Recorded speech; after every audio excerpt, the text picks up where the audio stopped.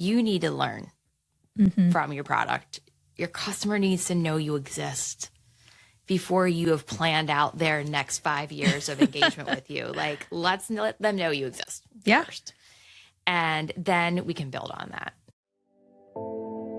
Do you have a brilliant product idea, but don't know where to start to get it made? Or are you looking to level up your product, but afraid to take it overseas? If so, you're in the right place. Hi, I'm Jackie. And I'm Erin. And we are the Sourcing Gals, your trusted guides to everything you need to know about sourcing, manufacturing, and scaling your product overseas. Whether you are just starting out or you've been making your own product for a while, we are here to help women source products overseas without the overwhelm. In each episode, we'll share insider tips, actionable strategies, and inspiring stories to help you source more effectively, save time, and boost your profits. Duh! We know how hard it can be to juggle the ins and outs of product development, but don't worry, we've got your back. So grab a cup of coffee, get comfy, and let's dive into how you can grow your business, make more money, and turn your products into profit. Welcome to the Sourcing Gals. Now let's get started. High five. High five.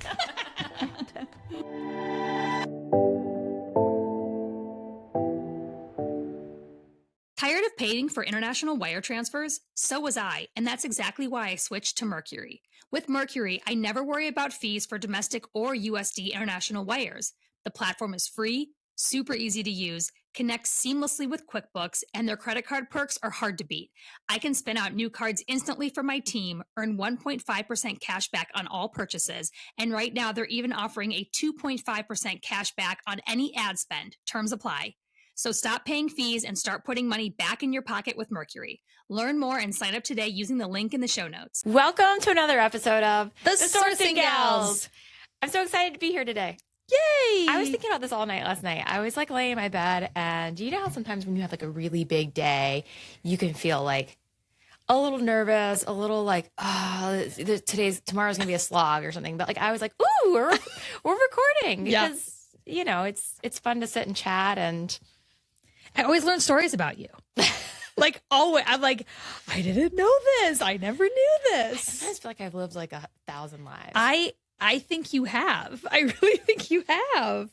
But we'll get into it today. We'll get back on track here. Today we're going to talk about something that I will admit I do not know a lot about from what you call it. Yeah. But I think in theory, I understand what we're going to talk about, if that makes any sense. Yes. We're talking today about minimum viable products, what they are, why you may need one, and what Jackie knows this as. Yeah, because literally before we, started recording, we have outlines and Erin worked on this one. And I asked her, I was like, you know what, Erin, like, I have questions about this. And I'm like, well, I'll just save them for the podcast, I guess, because, I was curious. The first time I truly heard this word, I kid you not, was with Carlin, who was on our podcast months ago for Pop Academy. Carlin Bushman. And she had talked about it. And I remember after the call, I was like, Erin, I think I texted you. I'm like, what does this mean? I've never heard of it. Now, again, most of my background is in like corporate retail. So I think that's a reason why maybe I haven't heard of this. I don't think that's the reason why. I think the reason why is because the minimum viable product, I first learned about it more so in digital product space. Interesting. Okay. Well, that makes me feel even better that I don't know. So think about it like our course. Yeah. When we can put V1 out and then we're still tinkering in the background. Yes. And then maybe we'll put V2 out. Okay. And then we get feedback and we're like, ooh, we should change that. We put V3 out. So the problem in, you could take this for a digital product if you wanted, but in the physical product space too, is that so many founders, they in their minds have V3, V4, like 100%. They are thinking so far down the road that they're kind of missing the opportunity on V1. Interesting. Okay. So we're talking about minimum viable products, which would be that V1. Now, an MVP is the simplest way to move your idea forward. It's not the cheapest way. It's not a low quality version.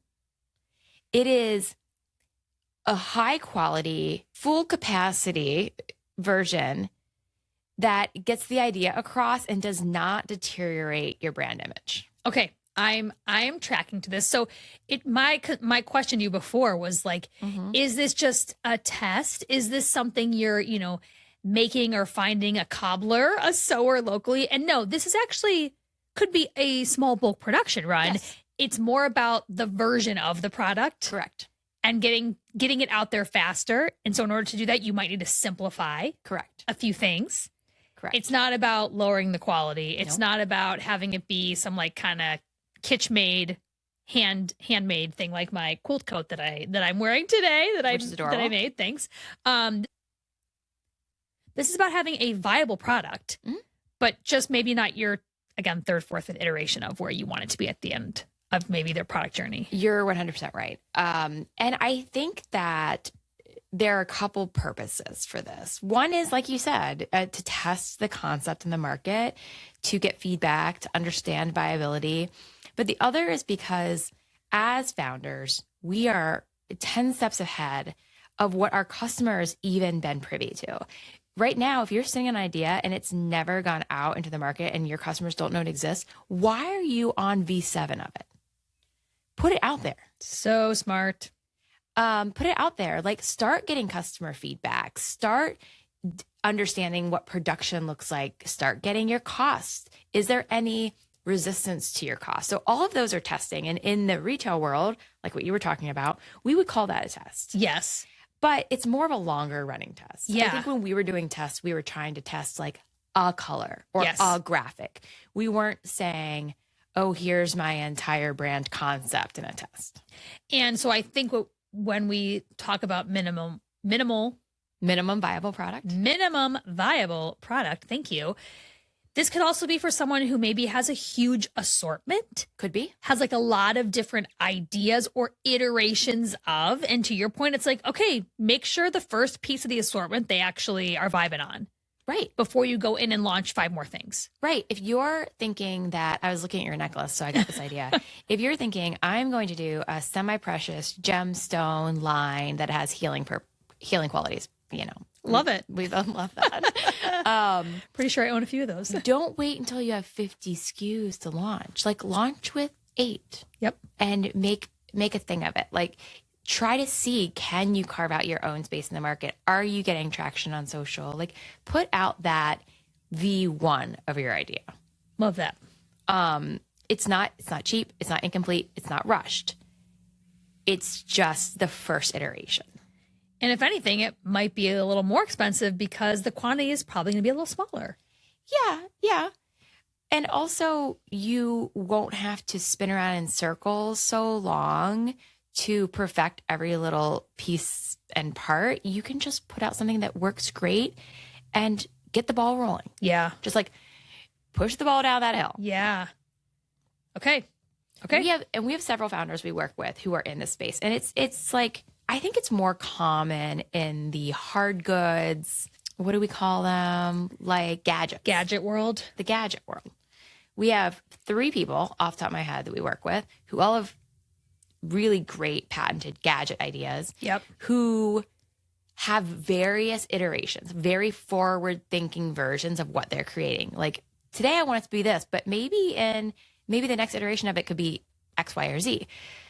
That's great. You think all you want, but you got to put the first iteration out there at some point. Yeah. Otherwise, you could spend 2 years working on version 4 and like you've overcomplicated it to the hilt and no one really wants that. Mm-hmm. I was going to say it allows you to then also, maybe your version 2 or 3 is the elevated version of it. Like, one might still be great. Correct. So it might That's a great idea. It might just be the fact that, okay, one's going to be our baseline. Mm-hmm. That's going to be our better option. And then our Mercedes, our V2, maybe it's to different distribution channels. Maybe you're selling it to different people, right? Or maybe it's absolutely. Or maybe what you thought V2 should be, your customers are going to come back and say, actually, I really didn't even need this. I could have just done with, X and Y of your gadget, not right. All the bells and whistles you currently have out there, which maybe you've been ideating on 20 more that they don't even really need. Think about your nursing tank. When you put that out there, you put together a nursing tank and then shorts and pants. Yep. And your mind was already nursing nightgown, like nursing short sleeve shirt. Yep. But then you got really great feedback on the market you were in, and you pivoted into perimenopause, menopause market. You didn't even touch another nursing product. And your nursing tank still is out there and it still does well and it still has a great purpose, but like that didn't end up being your V3. Yeah, correct. And I wouldn't have called that a test. Yeah. Even. Yeah. It's fair. But I really think that the key cornerstone that I want to drive home on this MVP, minimum viable product, is that it should never be anything that compromises your brand. It should still have all of the quality, the branding, the aesthetics that your brand will be known for. It shouldn't be a shortcut. It shouldn't be a like halfway there. It should be your product, but without 17 bells and whistles that you're spinning on that you don't even know are necessary. So let's give a couple of examples, like rudimentary examples. For example, fit. Like the fit should be on point. Should be the fit that you want to roll with, right? Mm-hmm. Jewelry, your plating should reflect the quality that you have for the brand. If you're building a product-based business and finding yourself second-guessing decisions or wishing you had someone to gut check, we want you to know you don't have to do this alone. On January 1st, we're opening the Sourcing Gals Founder Circle, our private community for product-based founders. Inside, you'll get monthly Q&A calls with us, access to our templates, scripts, and tools, and most importantly, a community of founders building right alongside you. It's only $27 a month, or for a limited time, $247 for the year. That's 3 months free. You can find all the details in the show notes. Hope to see you there. Correct. And actually, I'll give a jewelry example. So a couple of years ago when made to order, like your name and all that stuff was becoming popular, I was working at Bobble Bar and we were really cornering the market in that. But we were still trying to figure out how to do it in production in a way that was scalable. So that meant putting out a version of that still had incredible plating, that still enabled the customer to have a wonderful experience, but was teaching us kind of about that market. Mm-hmm. And so the very, very first MTO or made to order product we put out was nothing like what they have now. Yeah. They've iterated upon that and, done wonderful with that market, but it was an evolution. So let's talk about that. What should you simplify for that MVP? Like, what are some things that you would say are not needed that you would take out and still be able to get, again, a good read from your customer? Do you have any examples you could think of? I mean, even think about that jewelry, like where their necklaces are at now versus where they started. Like, were the were they just, was the font available? They maybe launched in one font versus now you can pick 10 different fonts. I'll give a great example. We had not yet figured out how to do custom colored enamel made to order. Like people can choose their color and get the enamel done because the enamel process was outsourced by the factory, and the logistics of like getting that to and from where it needed to go, we really needed to have that capability in factory. And we didn't have a factory that did that. So we started out with only metal pieces. It simplified the amount of materials that were being used. Yep. But it still was the quality they were known for. It still was customizable. And those were the two things that were most important. It was most important that it was customizable and it was great quality.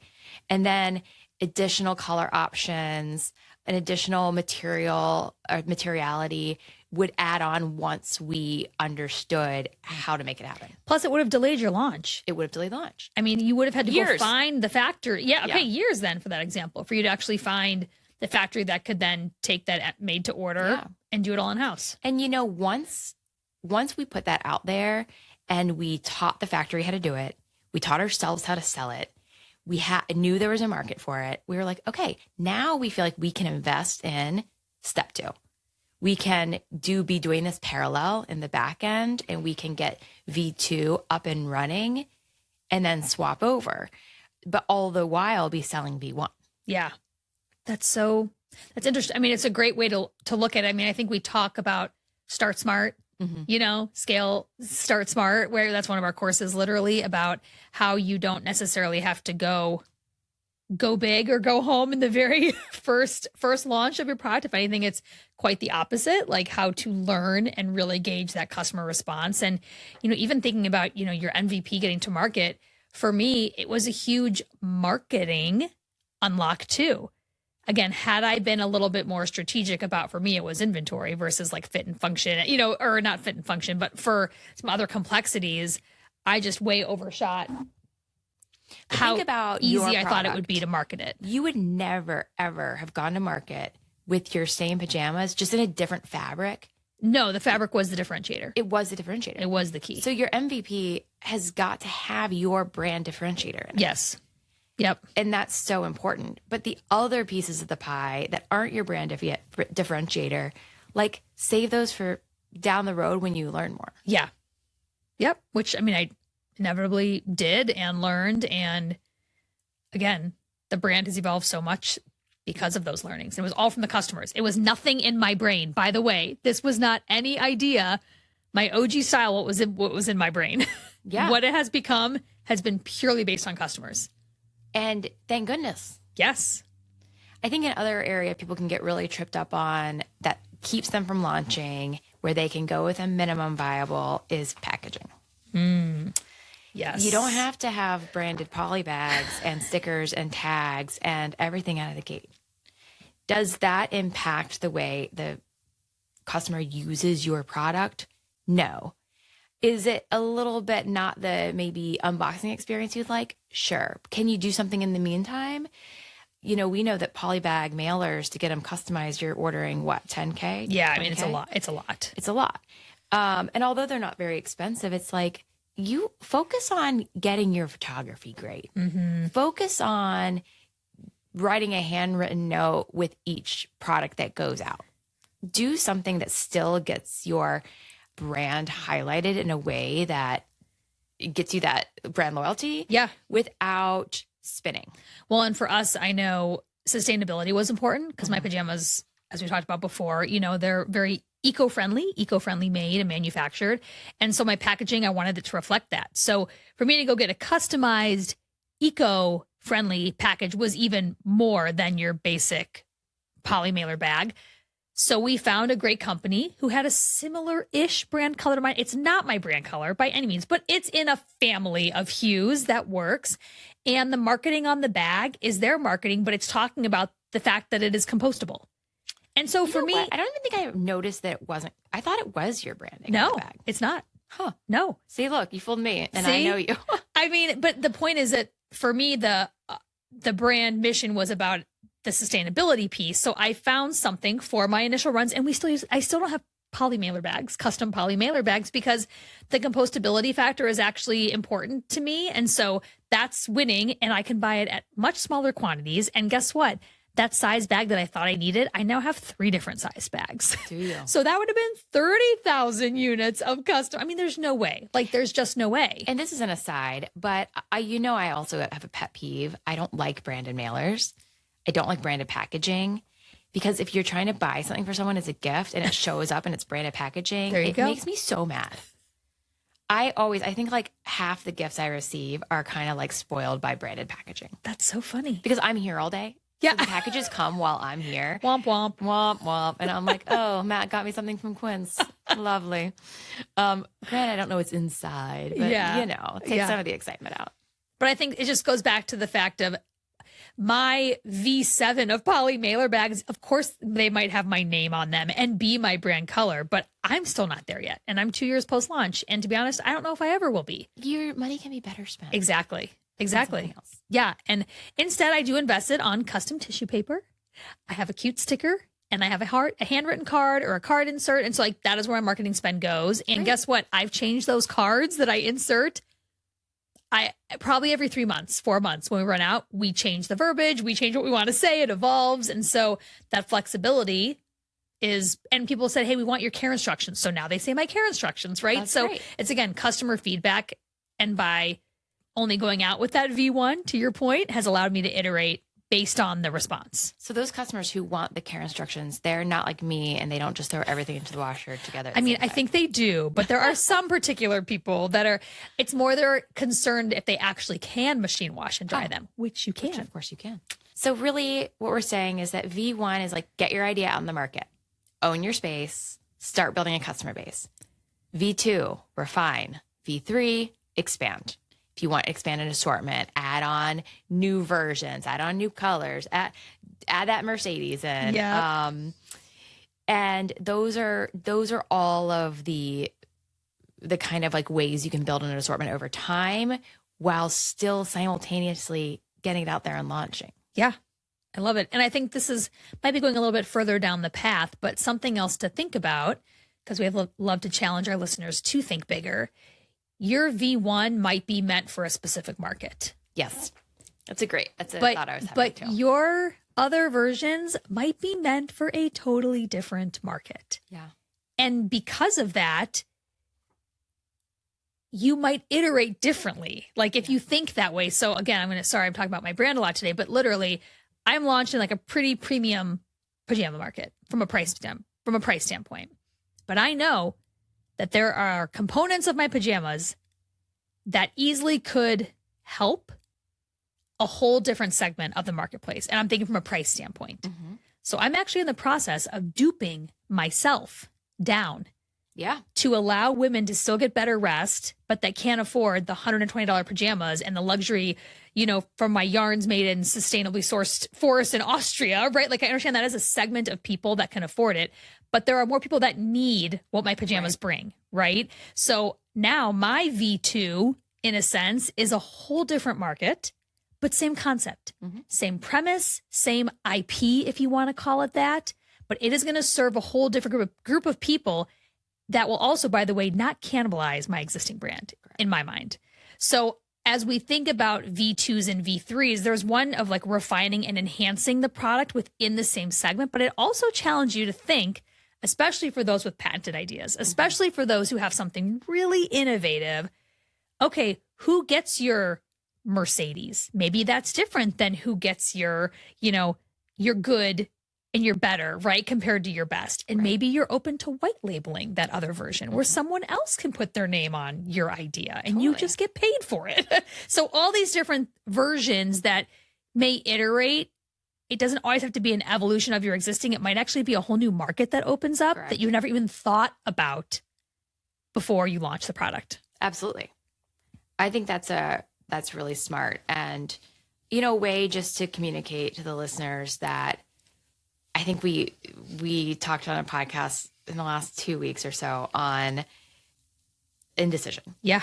So if you are iterating on V7, like, okay, let's get V1 out first. Like, you need to learn from your product. Your customer needs to know you exist before you have planned out their next 5 years of engagement with you. Like, let's let them know you exist first. And then we can build on that. And I just think we get so ahead of ourselves. And as founders, we can just get really mired in, and then I'm going to do this, and then like, okay, back up and do the one thing. Yeah. And I think that's what makes most entrepreneurs and visionaries successful is that you can see that ahead, but it also can be like an Achilles heel if you truly can't just get to step one and execute. Correct. Right. So, getting your product made isn't really about giving everything at once, doing it all at once, putting it all out there at once, right? We're saying it's actually quite the opposite. We're really saying it's about doing the right things first, getting a product out there to get the feedback on. The most available / largest market things first. Like, yes. Let's just get it out there in the way that it needs to be out there, and then we can refine, then we can expand. Yeah. And I said this before too, like the longer you wait to get your product out there, that's someone who actually needs you on the other side of what you're making. So again, will they appreciate your V1 now versus your V4 a year and a half from now? Probably. Yes. Probably. 100% they will. And I think about this in terms of some of the brands we know and love. We talk about Spanx all the time. I know. They're just like a good example of this concept. They had their first Spanx out and they worked. They held women in. They gave you that smooth, like line under a dress, whatever. Guess what they didn't have? A way to go to the bathroom. They didn't have that little flap.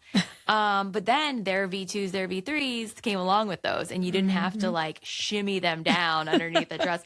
If you know, right? Yes. Like some of you probably came along after V1 Spanx, but V1 Spanx worked. Yep. They got her out there. They blew up. And then there were lots of iterations. Yeah. Oh, Sarah Blakely. One day we're going to meet her. One day. I'm putting it out there. We are going to meet you, Sarah Blakely. If you listen to the Sourcing Gals podcast, we want to meet you. I think I know someone who knows her well. Oh, I think we do. That's why I said it's just a matter of time. It's always 1 degree of separation, I feel like. Yes, literally. Of course. So anyway, I hope this was helpful for you today. Again, it's not a term talked about a ton in the product world. I mean, again, I didn't even know about it, to be fair. But coming from a background of other like gadgety products, it's definitely something that we've used. So get it out there. Make sure that your idea is in the market and is gaining eyeballs, gaining followers. You can continue to iterate in the meantime. But what's most important is that you do it, you sell it, you do the thing. Correct. So we hope to see you out there doing the thing. Please, if you are, tag us. Shoot us a DM, show us what you are, show us your V1s. If you're on, V7, that's great too. Like, let us know what those are. We love engaging with you all on social. For anyone that sends us messages, whether it's emails to hello@thesourcinggals, or whether you're DMing us on Instagram. We're on TikTok now, by the way, y'all, at the Sourcing Gals. We are here to discuss. And then also, if you're interested, we have our founder circle. It's growing by the week. We have more women and product-based founders joining, and it's a really awesome community that we're building. So the Founder Circle is a paid community where we do a live monthly Q&A. We answer questions within the Facebook group. We have tools and resources, and you get to meet other founders who are in the trenches alongside you, and you can just like eliminate that feeling of isolation that sometimes comes along with this world. Yeah. So it's all on the Sourcing Gals website, thesourcinggals.com. In the top tabs, you'll see Founder Circle. Go there, join, and then come and say hello to us. Can't wait. Okay. Until next week, Erin, I'm ready for, is it cocktail time yet? No, I think we have a meeting. Oh, gosh. Okay. Off to a meeting. Thank you all. See you next week on The Sourcing Gals.